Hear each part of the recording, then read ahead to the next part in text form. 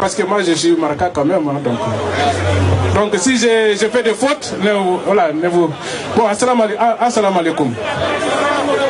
Bon, les Demba Diabraï, au Conseil des Maliens de France présent, au Conseil des Maliens de l'extérieur, Jeune Europe, né de Olu Franca présent et Bureau national du fait. Bon, coordinateur, on a Kassim. Aye kuma chaman fo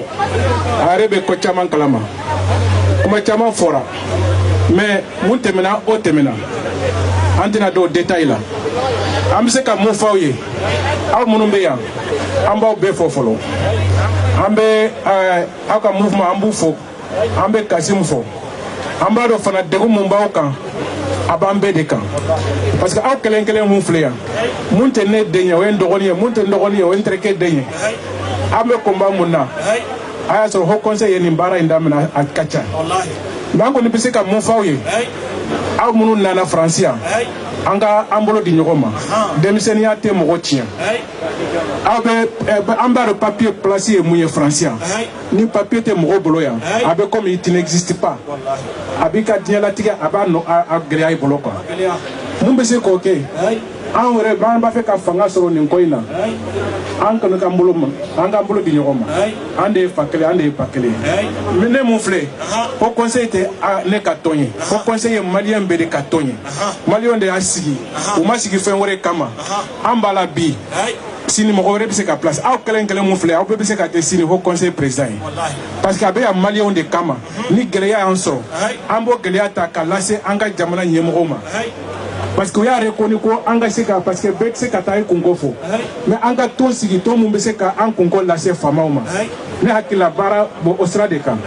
On est à Kamoye Barake. Proposition Kera. Proposition métaphore Mugani Nani Nyokona. Mon bese kake, au proposition mon tarab mako. Ate nina ko dronkama. Avec ko chama noya ewa tungaranke ofe. Katro passeport fanfé kana wala nina ko la kana problème wala la anya rapport ke ambe o barake nyoko fe Kasimu nunu bise kake o sere ani consulat mo sigra ani ambassade mo sigra ala ke président ere nale ana sigra kumala bon malheureusement ale ere futunya fa onye ko na fana dara aba laje dossier be tiro mun na pour que ka ko telia bon malheureusement aw ere ale tale ngo yele mo dona kola mais arsa arsini ar yer ne kana ne mago ko tumbe ni contact bambulo parce que anga bureau national be donc consulat mo be bara koni ambe ya famu sisa ko bara yi solution ka sura la be kan lafia odi ambe kan la nyini mo shite ya mumba foko ale kan la nyini te ni problème ka nyana bon ni kuma wore fora oyo kore mais do yere bise ka soro aw ka jamaina anu sigira anye démarche ke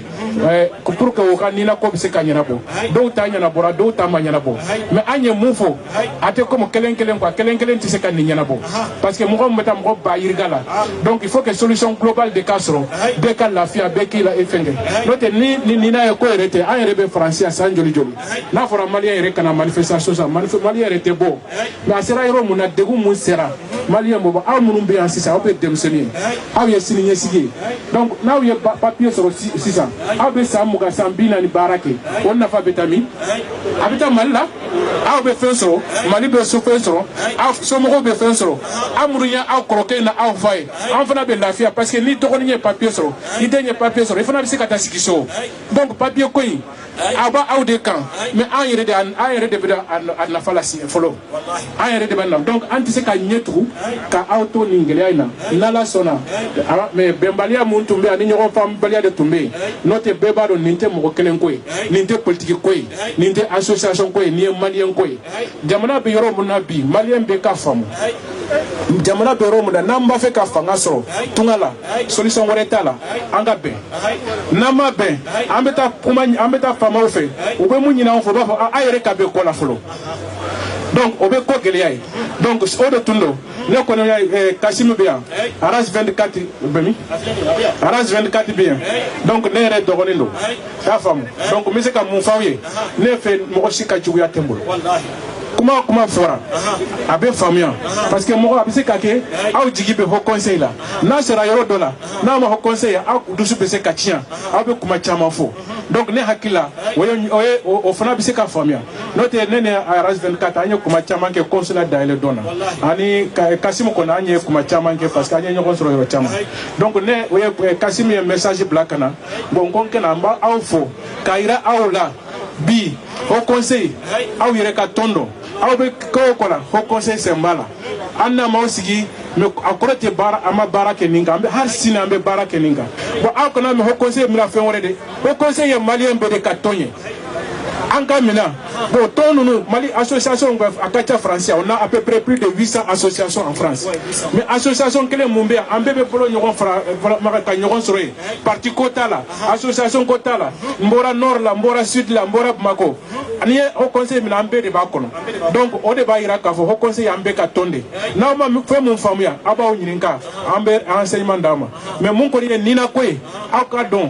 o tɛ aw kelen ka kungo ye o y'an bɛɛ ka kungo ye n'a sika bɛ mɔgɔ mun na a tigi ka bɔ a la n'a sika bɛ mɔgɔ mun na ko haut conseil y'a ko dɔn nin ko in na a sika ka bɔ a la donc an yɛrɛ bɛ nin kɛlɛ la aw kana an bɛ k'an bolo di ɲɔgɔn ma n'an y'an bolo di ɲɔgɔn ma o aw bɛ lafiya sɔrɔ an fana bɛ lafiya sɔrɔ jamana bɛ lafiya sɔrɔ Mali bɛ yɔrɔ mun na maliyɛn bɛ an k'an bolo di ɲɔgɔn ma an bɛ tunga la tunga ka gɛlɛn n'a fɔra ko bɛnbaliya fana donna an cɛ a bɛ an ka vie gɛlɛya an bolo quoi donc ne kɔni bɛ mun ɲini aw fɛ en tout cas asa aw ka sabali an k'an ka jamana bonya an k'an bolo di ɲɔgɔn ma an ka kɛlɛ kɛ bonya ni karama ni badenya kɔnɔ n'o ma se ka fɛn o fɛn kɛ fɛn wɛrɛ tɛ se ka ɲɛ an yɛrɛ b'a la jamana nɔninen don an minnu bɛ faransi n'an m'an bolo di ɲɔgɔn ma a bɛ gɛlɛya quoi donc ne bɛ o de ɲini aw fɛ n'an y'an bolo di ɲɔgɔn ma n'Ala sɔnna a bɛ ɲa en tout cas an bɛ a kɛlɛ in aw y'an sɔrɔ a la an bɛna a kɛ ɲɔgɔn fɛ parti ko tɛ politique ko tɛ an yɛrɛ de ka kungo don n'Ala sɔnna fana an bɛ solution sɔrɔ a la n kɔni bɛ se ka mun fɔ aw ye o ye nin ye donc n'an donna mɔgɔ mun gasi la a tigi ka yafa ma donc an ni cɛ ani baraji Ala k'an to ɲɔgɔn ye merci beaucoup an b'a ka ɲɛmɔgɔ fo an bɛ consulat mɔgɔw fo i y'a faamu ayiwa a ye Kasimu yɛrɛ b'a kɔnɔ an ka ambassade mɔgɔw an bɛɛ bolo bɛ ɲɔgɔn bolo nin ko in na Kasimu yɛrɛ sera yen Abdallah a yɛrɛ ye chargé d'affaires ye an n'a bolo bɛ ɲɔgɔn bolo la hali ne yɛrɛ ye ci fɔ a ye n ko an ka denmisɛnninw ka manifestation bɛ yen n b'a fɔ an yɛrɛ ka manifestation maliyɛnw ka manifestation an bɛ na an bɛ kuma denmisɛnninw fɛ mais solution an bɛ solution sɔrɔ a la de parce que ni solution b'a sɔrɔ a la aw tɛ se ka segin Mali la o aw bɛ taa Mali la mun a ka mun kɛ Mali la fɛn tɛ yen tuguni donc vraiment o de tun don donc ne ti digamuku n t'a gobono siri kan bon hana nawari bon n tɛ tɔgɔ Demba Jabra haut conseil malien président ɲani donc hakili se bɛ gare Kasimu bon ado RAS 24 le grand animateur donc an ye diga ngobo ko consulat ke ŋuɲi kotanga mais sare ke ɲime gari ni ngero Kasimu ore diga ngobo ko quoi c'est vrai ana ko golle ke jungar nga bo famille mais famille bla ko loda hana ha mouvement ke soro na bon ngero ko Kasimu yime nanti gelli mouvement ke gadi video fana bedde beri ngede muru na ko nanti ona mewori ono kitungil me golle ko suna de berdomi parce que golle ke ko tenyani kana ta ne nyana ndan amuno mais pour que on a semben kita Mali bangi Mali gouvernement bangi ko ben ga France ko nango mu xanne fina hakumbe ni gaire nge yogo gam nyankere me yogo la yana ko ne yogo la menjangere me donc nge me lo mu ngi ma ke problème ki kama an fam nge me baka khaire région ya gidma donc gidma kan ke be ga baraga ke be nyani donc son galle me be gara ake be nyani bon Mali be gara ake be nyani donc Mali re men to akhbar ni ke donc ho conseil ngata hotina Mali ro munya dema c'est vrai que c'est la hadam ho conseil mori donc hala haji kella emissiono diga ngabe la ko ngini me ken me famille bla ko nya me xawre fati nanto golle ke o do falle ko yi donc kenya na koy hay haga golle ke be o su golle nyan habana ma su kana kay tinkita haga kebe surona hay me haga kebe surona hasara nunga haga kebe surona hafa aywa Mali me o ti kenge be nyan donc Mali me mun na fa ngoy awa asuni kay tinkita donc haga ma kay tinkita haro ko be ngana hasara nunga est ce que te tora ke be ko kam est ce que tampion be ko kam angana fokita Allah ma brana nan baba brana nan mare me brando bat me rangi ni me fokita est ce que Allah sere deman donc pour que ken nanya il faut que hana kay tinya kita donc Mali ka tinya kana ho conseil o sikida batena o da ha go asoro ngo golini domi hana raga tanu o yere on tere ki xibare sur ono su golle nyen on te deberenti hakku non deberento imia parce que hakku ngana tumo hay tumana hakku ngana tampo hay tampin hagar tampi ke be wore katina jofe franji alhamdulillah serebe on ngi to ko e wa kileke kenga be nyani ona tuwa alla ganna yampa kun khayma alla gani barancha kun non didama bo alla ki te nyani xage mi jofere hakku mbek jofere korna la nyaga hak jofe ke na nya khairiya ananya jilay ananya wido yank sahay asa kenyani nge ko ni nyamba habana mashuma digame sumu ko ngagrin tora am khani toroka keno me golle nya donc son gallo mu nyana hay wasunu son ko mali khabila ngajangan to ma mali son ke bambara khaso nge fulle ambe kele on pare fa kele bakele anga conseil ko ko malien be bala bamuna ba khaso ngaba fula bala be bala koroboro bala donc o bayra ka fo malien ko ni ambe fa kele ambe bakele donc ni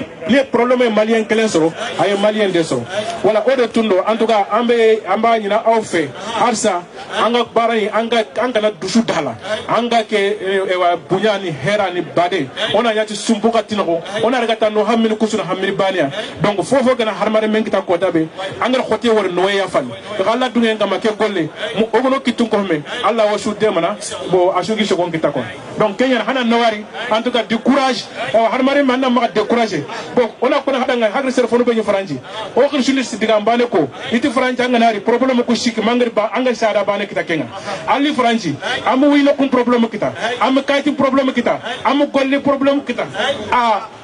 aw gagnande voilà donc xamé fofo gara kayti ngam xalenga parce que takusho alhamdulillah yogoni lengi kundi kayti ngi diri romong ni il passe que étape bon que étape ko haka étape kebe amo joie amo ka waxana joie mais ça va être réglé inchallah Allah du ngam voilà merci beaucoup